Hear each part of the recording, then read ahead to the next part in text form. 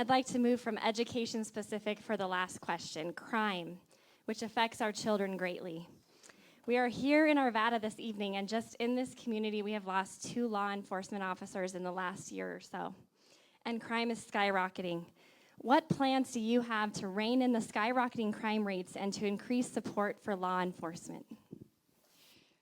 So first, we're going to replace the parole board, as many as we can. We're going to replace the leaders at Department of Corrections, Public Safety, and Justice. We're going to put judges in place that are not activists, but actually support law and order in their job as judges. We're going to do truth in sentencing, so if someone gets sentenced to 110 years for killing 4 people in a fiery truck crash, we don't reduce it to 10 years and kind of look the other way from the justice process. We're going to criminalize fentanyl. We're going to stop our status as a sanctuary state. We're going to give law enforcement the resources and tools they need to recruit and retain, which qualified immunity is a part of that. There are ways we can do better on that front. And we're going to make sure every school is protected with school resource officers, with volunteers, with whatever technology we need to make that happen. That will be one of the highest priorities. And one of the things I learned out of that school safety committee is parents want transparency, they want accountability, they want to know we're actually working to move the needle on this. So once a month, I'm going to do a press conference, and Danny and I are going to talk about the progress we're making on school safety.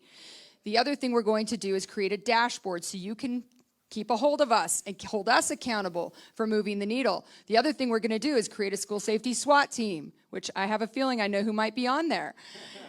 And we're going to make sure that we are always ahead of the issues. We're not waiting to react. We're going to be proactive at keeping our kids safe, keeping fentanyl out of schools, and keeping our kids healthy and happy.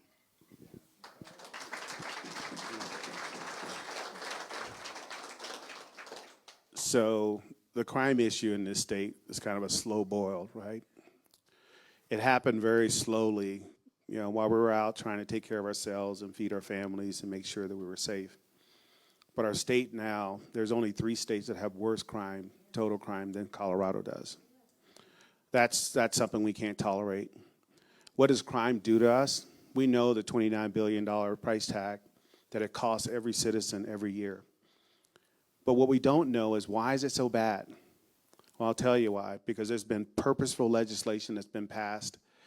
So in our state, the same handful of criminals are committing 90% of all the crimes. They commit the crimes, they get out because we can't hold them on bond. They commit the crimes, they get out, and then eventually they kill someone. And then we hold them. We need laws to restore balance. When the law was passed, it doesn't allow us to hold criminals on bail. The shameful law that says when someone is arrested, they have to be out of jail in 6 hours.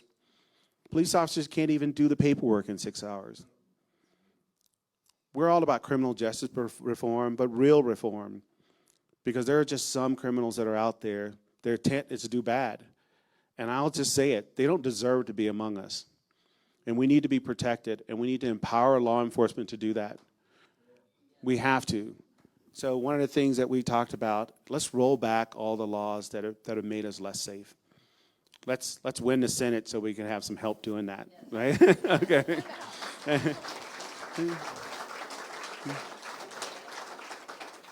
I want to tell you guys the most important thing to any community, regardless of where you live, is your safety.